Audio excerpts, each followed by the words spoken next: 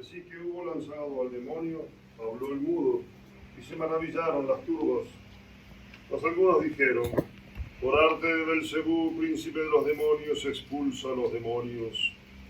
Y otros, para tentarle, le pedían algún prodigio del cielo. Jesús, que veía sus pensamientos, les dijo: todo reino dividido en bandos quedará destruido, y caerá casa sobre casa.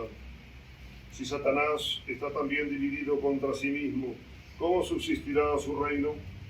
Pues decís que lanzo los demonios en virtud de Belcebú. Y si yo lanzo los demonios por virtud de Belcebú, vuestros hijos, ¿por virtud de quién los lanzan? Por tanto, ellos mismos serán vuestros jueces. Mas si con el dedo de Dios lanzo los demonios, ciertamente el reino de Dios ha llegado ya a vosotros. Cuando un valiente armado guarda la puerta de su casa, está seguro todo cuanto posee. Mas si asaltándole otro más fuerte que él le venciere, le quitará todas sus armas en que confiaba y repartirá sus despojos. El que no está conmigo está contra mí, y el que no recoge conmigo desparrama. Cuando el espíritu inmundo ha salido de un hombre, anda por lugares áridos buscando reposo, y no hallándolo se dice: volveré a mi casa de donde salí, y tornando a ella la encuentra barrida y adornada. Entonces va y toma consigo otros 7 espíritus peores que él, y entrando en ella moran allí. Y así el estado de este hombre viene a ser peor que el primero. Así hablaba cuando una mujer de en medio del pueblo levantó la voz y exclamó: dichoso el vientre que te llevó y los pechos que te amamantaron. Y él dijo: dichosos más bien los que oyen la palabra de Dios y la practican. Pueden tomar asiento.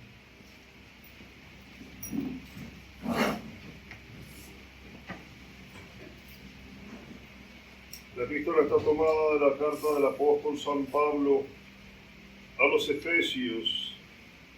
Hermanos, sed imitadores de Dios como hijos muy amados, y viven en el amor como Cristo nos amó, y se ofreció a sí mismo a Dios por nosotros en oblación y hostia de olor suavísimo. Por tanto, la fornicación y toda clase de impureza o avaricia ni se nombre entre vosotros, cual conviene a los santos, ni palabras torpes y necias, ni truhanerías, ni bufonadas, lo cual desdice, sino antes bien acciones de gracias. Porque habéis de saber y entender que ningún fornicario o impúdico o avaro, lo cual viene a ser una idolatría, será heredero del reino de Cristo y Dios. Nadie os engañe con palabras vanas, pues por tales cosas vino la ira de Dios sobre los incrédulos. No queráis, por tanto, tener parte con ellos, porque en otro tiempo erais tinieblas, mas ahora sois luz en el Señor. Andad como hijos de la luz, pues el fruto de la luz consiste en toda bondad, justicia y verdad. En nombre del Padre, del Hijo y del Espíritu Santo. Amén. Este tercer domingo de la Cuaresma, si ustedes recuerdan, el primero ya nos habló la Iglesia de las tentaciones sufridas por nuestro Señor Jesucristo en el desierto. Luego de haber ayunado 40 días, fue tentado directamente por el demonio. Hoy la Iglesia nos vuelve a insistir en la presencia del demonio en nuestras vidas, no como alguien simbólico, como la imagen del mal. El demonio existe, ¿sí? Diciendo que es un ángel caído, tiene todo el interés y por todos los medios de llevar nuestras almas a la condenación eterna, porque él en realidad no goza de ningún bien haciendo eso, porque él no puede gozar de absolutamente nada, pero es tanta la envidia que tiene para con el hombre y el odio que tiene para con Dios, que busca por todos los medios nuestra condenación. Primero San Pablo nos habla y nos dice: ser imitadores de Dios. Ya nuestro Señor Jesucristo en el Evangelio nos había dicho: ser perfectos, como mi Padre Celestial es perfecto. Toda la venida de nuestro Señor Jesucristo aquí a la tierra, al hacer nuestra redención, podemos resumirla en su lucha contra el demonio, el vencimiento contra el demonio que lo logró en la cruz y que va a ser definitivo y total al fin del mundo, cuando venga nuestro Señor Jesucristo a poner todas las cosas en orden y paz. En este Evangelio, fíjense, dice en un momento: quien no está conmigo está contra mí, y quien no junta conmigo desparrama. Solamente nuestro Señor puede haber dicho eso y nos pone a nosotros enfrente solamente dos bandos, como lo hace San Ignacio de Loyola en aquella meditación tan conocida, tan famosa de las dos banderas, donde nos dice: solamente hay dos capitanes, uno es Cristo nuestro Señor y el otro es Satanás, el demonio, Lucifer. Quien no junta con nuestro Señor desparrama. ¿Qué quiere decir eso? Simplemente que no hay un tercer puesto, como alguien que se dice: bueno, no, yo no pertenezco ni a un bando ni al otro, yo me mantengo en una neutralidad. No existe esa posición. Si no estoy con nuestro Señor, estoy en contra de nuestro Señor. Y si no trabajo para nuestro Señor, en este sentido, es decir, junto con nuestro Señor, estoy desparramando, estoy haciendo lo contrario a lo que nuestro Señor Jesucristo quiere. O sea, directamente estoy perteneciendo al bando de Satanás. Y allí San Pablo, en la epístola a los Efesios, nos habla de cuáles son las cosas que debemos evitar, de la fornicación y toda clase de impureza o avaricia, ni se nombre entre vosotros, cual conviene a los santos. Y después dice: palabras torpes y necias, ni truhanerías ni bufonadas, lo cual desdice de todo cristiano. Hay una definición que en sí misma es contradictoria sobre lo que llamamos el católico liberal. No puede haber, es como decir, el bueno y malo al mismo tiempo. Si uno es católico, tiene que ser católico, como lo hemos dicho tantas veces, las 24 horas del día. Y una cosa que desmerece mucho del cristiano, del varón y mucho más de la mujer, son esto que nos acusa San Pablo hoy, nos enseña San Pablo hoy. Por ejemplo, el tema de las malas palabras. Desgraciadamente es algo bastante común cuando uno se enoja, para darle mayor fuerza a ese enojo, decir malas palabras. Fíjense, San Pablo nos advierte: si ya son feas esas malas palabras en sí mismas, es más, cuando nosotros estudiamos la moral, nos llega a decir la moral que por lo que significan esas malas palabras, muchas veces es materia grave. No quiero decir que cuando uno dice una mala palabra esté cometiendo un pecado mortal. Normalmente se toman como pecados veniales porque uno no lo dice con la intención de lo que significa la palabra, sino como un descargo del enojo que tiene.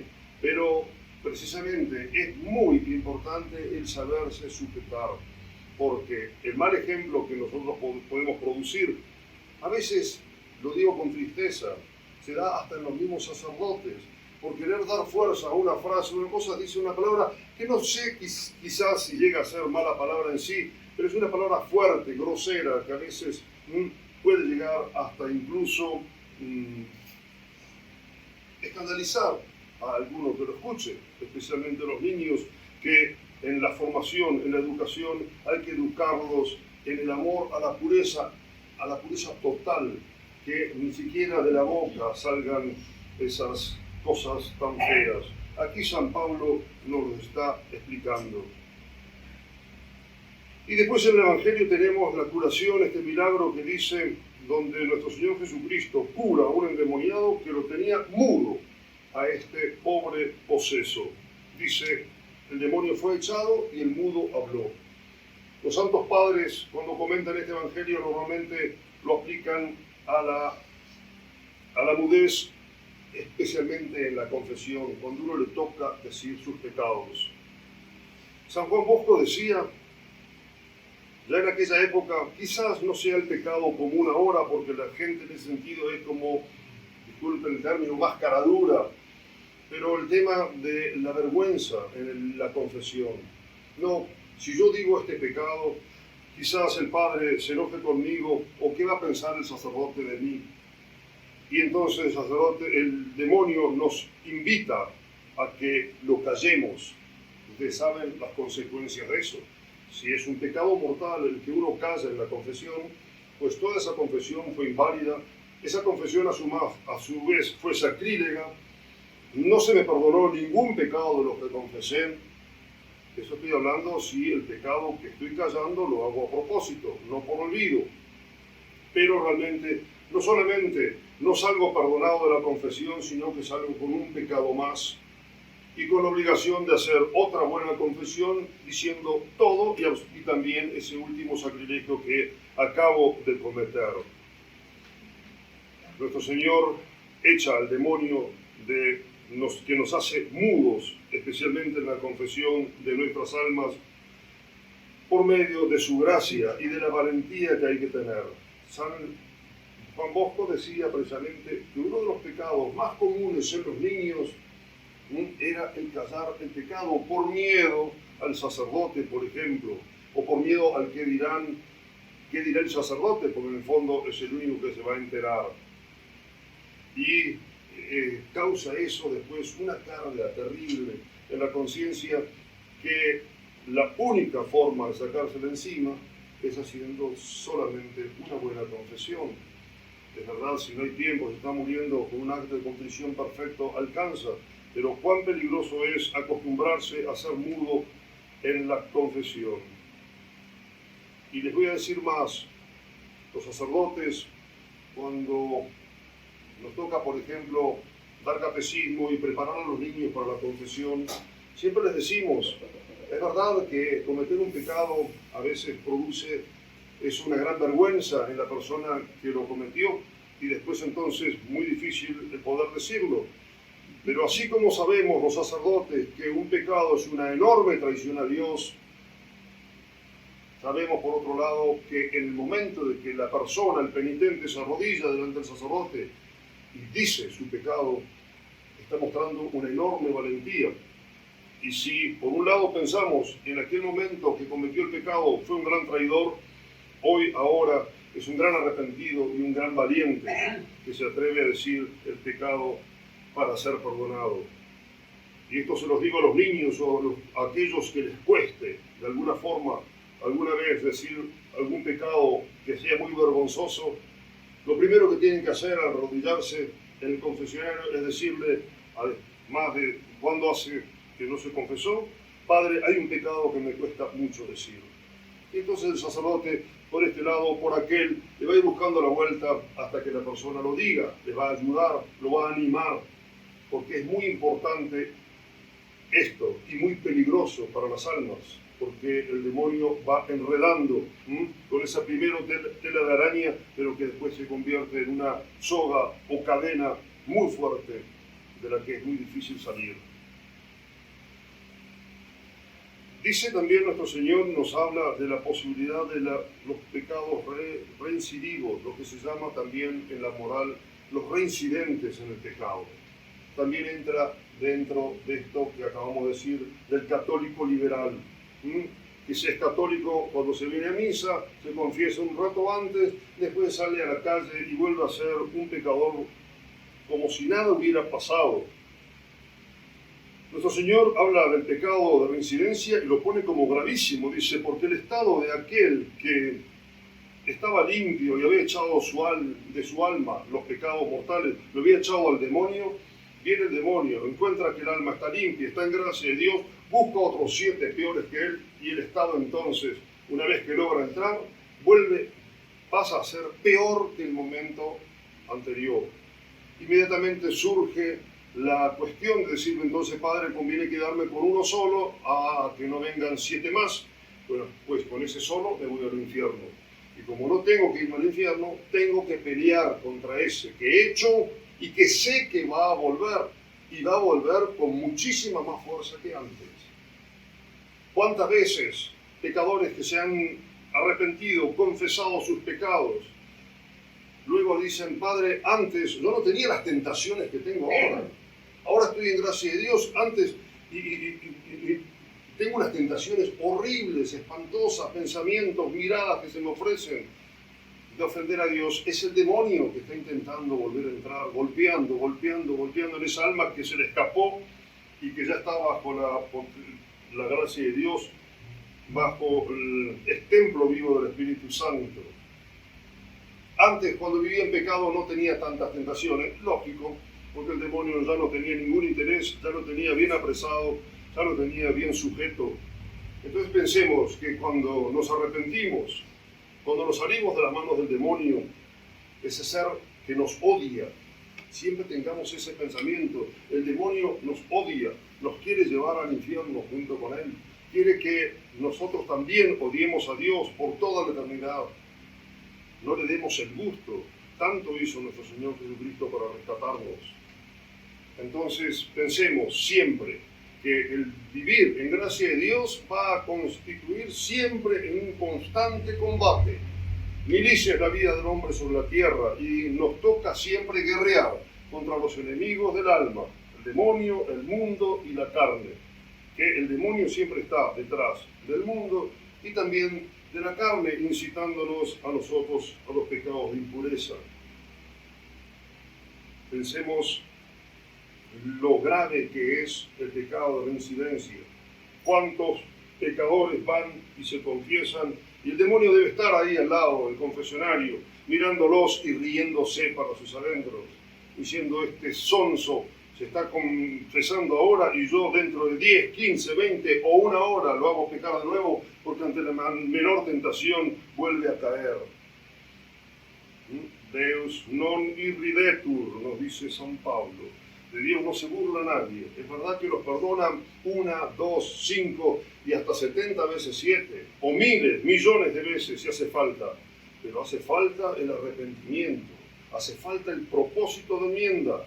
Cuando decimos en la confesión: y propongo firmemente no pecar más, significa que tengo en ese momento la absoluta certeza, seguridad de que voy a hacer todo lo posible para no volver a ofender a Dios.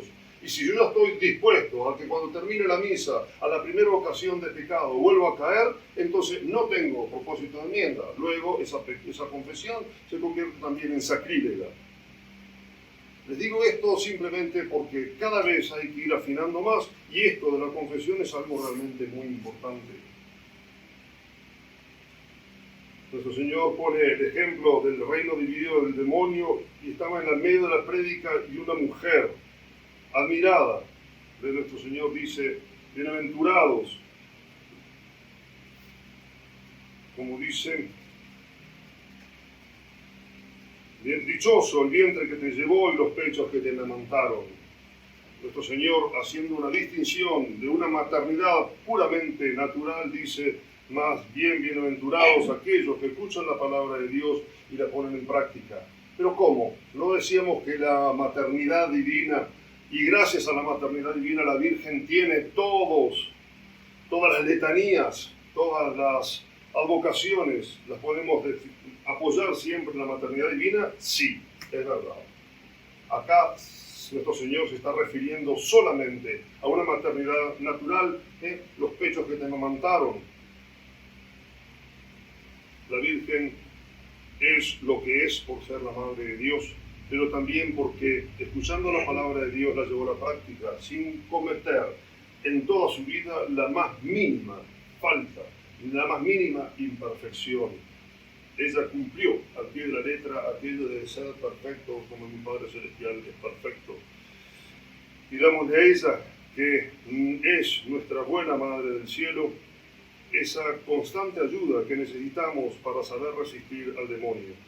Sepamos que si queremos ser fieles a Dios, si queremos pertenecer al bando de Dios, porque no queda otra si no estamos en el otro bando, va a ser nuestra vida una continua lucha, pero con la gracia de Dios sabemos que podemos vencer al demonio, porque aunque es mucho más poderoso que nosotros, porque es un ángel, es una naturaleza angélica, nosotros contamos con la gracia de Dios y fiel es Dios, que no permitirá que nunca seamos tentados más allá de nuestras fuerzas. Pidamos esa gracia entonces a María Santísima. Ave María Purísima. Sin pecado concebida. Padre.